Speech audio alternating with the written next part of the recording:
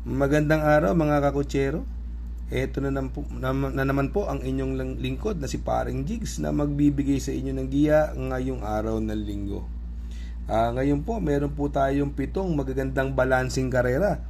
At ang start time po natin ay alas 2:30 ng hapon. Uulitin ko po, itong aking giya ay purely review and analysis ko lamang at walang halong information. Simulan na po natin. Race number 1, kung saan po magsisimula ang winner take all. 3-year-old and above maiden race, placer. Distance is 1,400 meters. At dito po sa karerang ito, may 8 pong kalahok. Dito, no? Kung mapapansin natin, itong numero 1, native color, no? Bagong tatakbong kabayo yan. Pero barrier na karaan po yan, no?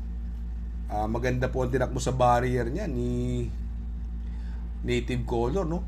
Nung April 4 po, nagpreba po yan ng 1.13.6, no? Si native color, no? Sa tingin ko, mapapalaban sila dyan. Ito namang I Choose Kindness, nung karera, dumating po yan ng pang-4, pero ang lakas ng dating niya, no? Etong Royal Salute naman at si Saving Sunset, galing po sa sweepstakes na ranking na zoom in. Si Royal Salute po, nagprueba po ng 1.29.6 doon sa laban na yun. Pampito po siya dumating. Ito namang si Saving Sunset, bugaw po dumating. Ang prueba lang po niya, 1.32.6. Pero may prueba rin pong maganda yan si Saving Sunset. May 1.28 rin po yan, no? Papatnubayan naman po yan ni Joel Ciego. Ito naman si M. Butterfly, nung nakaraan, nakipaghabulan lang po ito.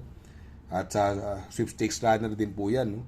Pero itong race number 1, kung preba pag-uusapan at bagong kabayo, ang napupusuan ko po dyan, ang pili ko po dyan, doon ako sa numero 1 native color. Panigundo ko naman po, numero 5, Royal Salute. Sa race number 2, kung saan naman po magsisimula po ang pick 6, Pilracom rating based handicap system race, class 5, 6 to 10. At distansya po ay 1,400 meters. Dito po may 13 kalahok tayo natatakbo. Ayan, ni Brothers Race po itong karerang ito. Marami may panalo po dyan, no? Pero para sa akin, no, ang napupusuan ko po dyan, yung numero 12 Captain Bob. Bagong baba po ng group rating base system po yan, si Captain Bob, no? Papatnubayan po ng may gamay sa kanya, si Bumbong Villegas. Maganda po numero ngayon, nasa labas. Kaya maipopwesto niya ng maganda yan si Captain Bob, no? Ang pwedeng mauna naman dyan yung numero 1 Malibu Bell from Christian Garganta, binigay na po kay Uno Hernandez, no? Baka maganda itakbo ngayon nito, no? Mukhang wala nang pauunahin ito, no?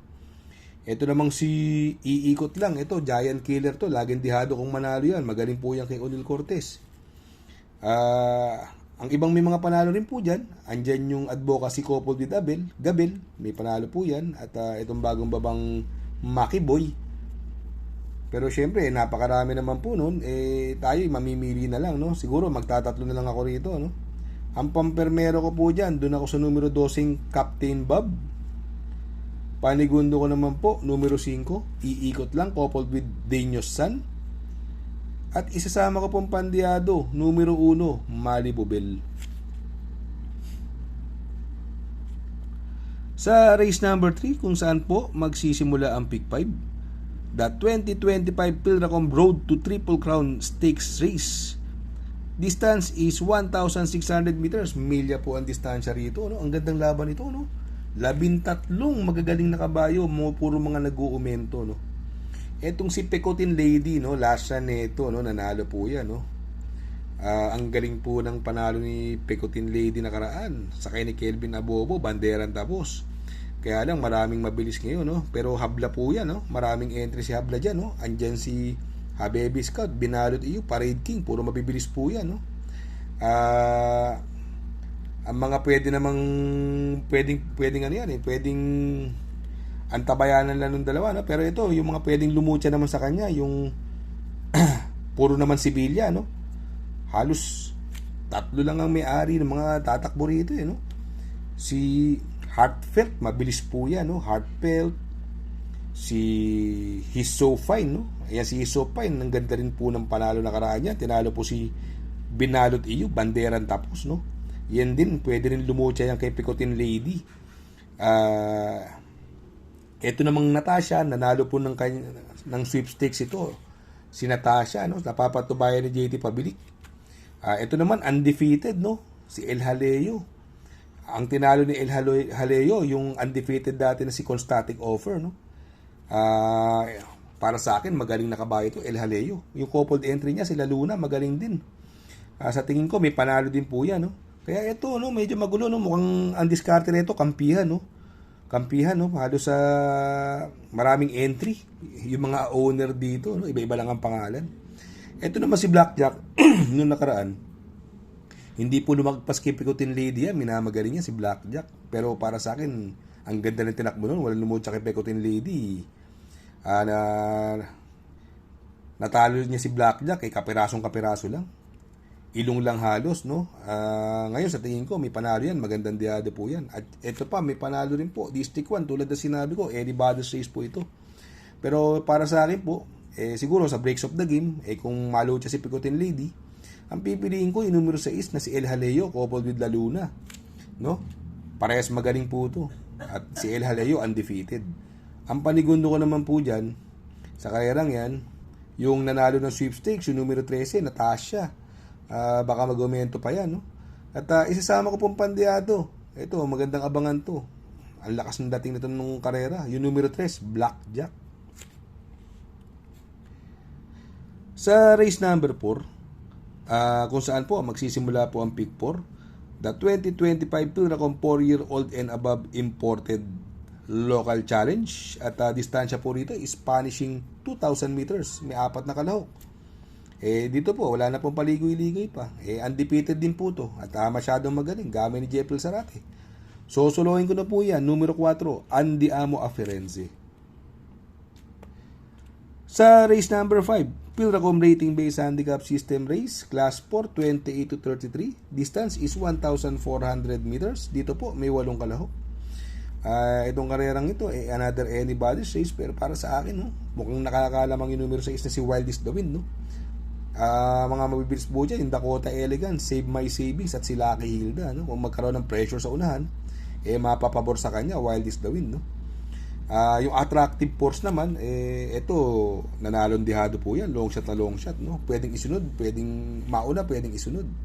Sa tingin ko, yan ang mahigpit na makakalaban ni Wildest the Wind. Kaya, dito sa race number 5, magdadalawa po ako dyan. Doon ako sa numero 6 na si Wildest the Wind. Panigundo ko naman po, numero 4, Attractive Force. Sa race number 6 sa penultimate race, Pilracom Rating Based Handicap System Race, Class 5, 11 to 15. Distance is another 1,400 meters. At dito po, may 12 kalahok. Dito sa karerang ito, no? Yung numero 2, Sting. Galing po sa panalo yan, no? Nung nakaraan. At napaka-impresibo ng panalo. At parang yung laban niya nakaraan, mas malakas pa sa laban niya ngayon, no? Sa tingin ko, siya ang horse to beat dyan, no? Sa tingin ko pwedeng magbigay ng magandang laban dyan, yung galing na segundo nung karera, yung She's Royal, no? Napapatnubayan ni John Paul Guse. Wala naman ako ibang nakikita ng ibang makakalaban nila rito. Siguro, bukod sa kanan dalawa. Kung malakas ang loob, pwedeng suluhin yan, Sting. Pero kung gusto mag-protection, dahil paratingan, pwedeng isama si She's Royal, no? Kaya dito sa race number 6, magdadalawa po ako dyan. Doon ako sa numero 2, Sting. Panigundo ko naman po, numero 5, She's Royal. Sa race number 7, sa last and final race, Pilracom Rating Based Handicap System Race, Class 4, 16 to 21. Ang distansya po dyan ay 1,400 meters. Full gate po tayo sa karerang ito, no? Dito, another anybody's race. Pero sa tingin ko, may mga panalo, ha? Hindi ko po papupili yan, no? Siyempre, paratingan. Kung maglalagay kayo ng paratingan, alam mo, makakuha kayo mga dihado sa una. Paratingan, para hindi kayo manghinayang. Yung mga may panalo para sa akin, no?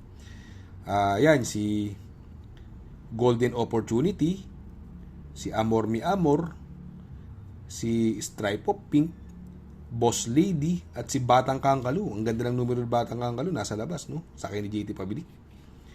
Yan po ang mga partingan. Ang tingin ko malalyamado dyan, yung numero 7, Amor Mi Amor, no? Kung labas naman si Amor Mi Amor, tingin ko nakakalamang yan. Kaya lang, syempre, paratingan nga. Kung halimbawa hindi makabuo ng take all yung may-ari or hindi mamuro, baka mamaya, baka iayaw lang, no? Pero sa tingin ko, lamang po yan. Kaya dito sa race number 7, magtatatlo po ako dyan, no? Dahil paratingan. Doon ako sa numero 7, Amor Mi Amor. Panigundo ko naman po, numero 11, Boss Lady.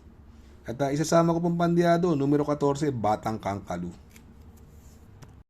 Shoutout nga pala kay Sir Pax ng Barkadahan OTV. Located po siya sa 1139 New Antipolo Street, Corner Vargas. Malapit lang po sa Abad Santos, yung bagong ginawang tulay. Very convenient and attentive po ang mga tao. Pwede po kayong mag-EB at party while betting on racing. Baka magawi kayo dyan sa Herrera, Corner Oroqueta. Andyan po ang Pipay's Halo-Halo. Ang isa sa pinakamasarap na halo-halo at homemade lahat ng ingredients po dyan. Ultimo Ice Cream. Tabi lang po yan ng Pares at tatapat po ng Kapihan. Shout out kay Sir Arnel Mendoza. Please support his channel. Shout out po Sir Arnel Mendoza. Good luck mga kakutsero. Sana po matapat ang ating giya at yung mga nakasunod. Sana po ay magsitama po kayo. Ako yung makikiusap lamang at makikisuyo sa inyo na please like, share, subscribe, and hit the notification bell para update kayo sa aking mga giya. Good luck po and happy racing.